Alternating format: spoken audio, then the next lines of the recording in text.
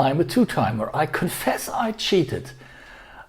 In my vacation, on my holidays, I bought a non-German brand. It's a Seiko, and this video is about my new Seiko and what and why and how.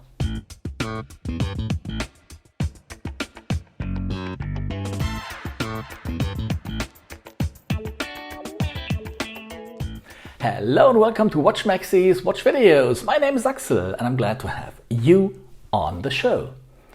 Yeah, I bought a new watch, and the new watch is the Samurai Ninja, the other way around, the Ninja Samurai, no, it doesn't make sense.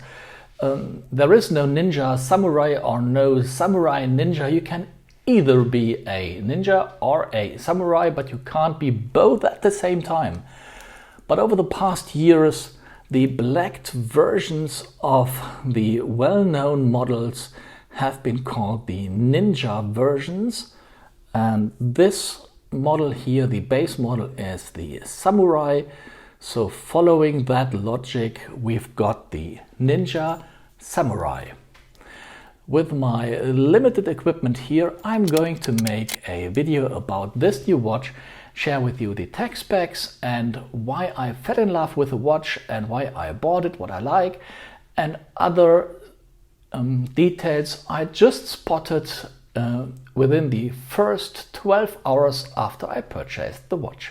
First and foremost, I do need to apologize for the suboptimal video quality. I'm not at home, I don't have my light tent, I don't have my video lights.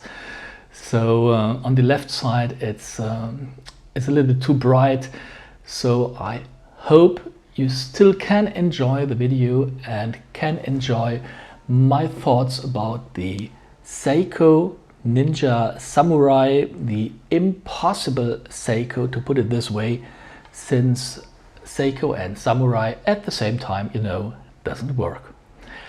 It is a limited edition of 8,000 pieces, which in my eyes is not really a limited edition. It's maybe a special edition sold for a limited period of time, but 8,000 pieces is not really a serious limitation as far as I am concerned. I really do like the watch. I bought it in my vacation, and let's share some tech specs of the watch. The watch has a diameter of 43.8 millimeter, a lug width of 22 millimeter, and a thickness of 13.4 millimeter. The crystal is a hardlex crystal, so it's not the sapphire crystal like with the upgraded Seikos. The bezel is a 120 click turning bezel, really nicely made.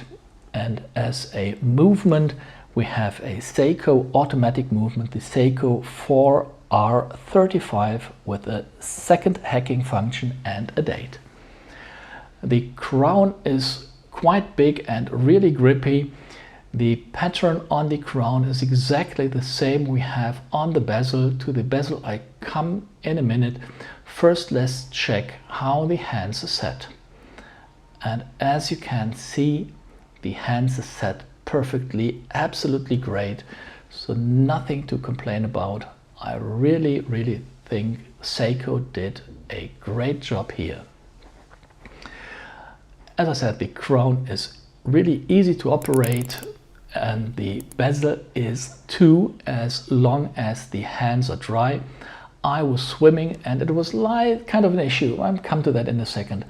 I like the two-tone bezel, and I like that the bezel on the crystal side is a little bit higher than the crystal, thus protecting the hardlex crystal. But not only on the crystal side, also on the case side. It's a little bit higher, protecting the metal inlay. So it's a double protection, to put it this way. So I think the bezel is really well made, protecting crystal and inlay. I really do like that. Kind of typical for Seiko, as far as I learned Seiko, is the clasp. Let's get it into focus. Yeah, here we have it. It's a really broad and thick clasp. I'm not a really big fan of it, so maybe I'm going to replace the clasp at a later point in time. On my 6 3/4 inch wrist, or 17 centimeter, it sits perfectly. You wouldn't expect it to be a 43.4 millimeter watch, but luck to luck, we only have 48.4, so it is a big watch, but it's not a wide watch. It can easily be worn on smaller wrists. The polished case back, you can see from the side in a certain angle. I don't know why they did not black the case back, but you only see it in very rare conditions, so something to notice but nothing to complain about. Kind of typical for Seiko, the alignment of the 5-minute indices with the lume and the minute ring is not perfectly aligned in all cases. At the 12 and 6 o'clock position, for me, it looks pretty fine. At the 7 o'clock position, it is not perfectly aligned. So that is kind of typical for Seiko, and I really searched for it, so I noticed it in my day-to-day life. It doesn't disturb me at all. What I actually do like is that the horns have drilled lugs, so it's quite easy to replace straps if you want to, without any risk to scratch or damage the black coating. Unfortunately, I didn't find any additional information about the black coating, whether it's PVD or DLC. I didn't find anything about it. But for a diver's watch with 200-meter water resistance, I would expect the watch to be quite durable and quite resistant. The Ninja versions have been out for quite some time, and I didn't read too much negative comments about the coating, so I expect the coating to be durable and last for quite a long time.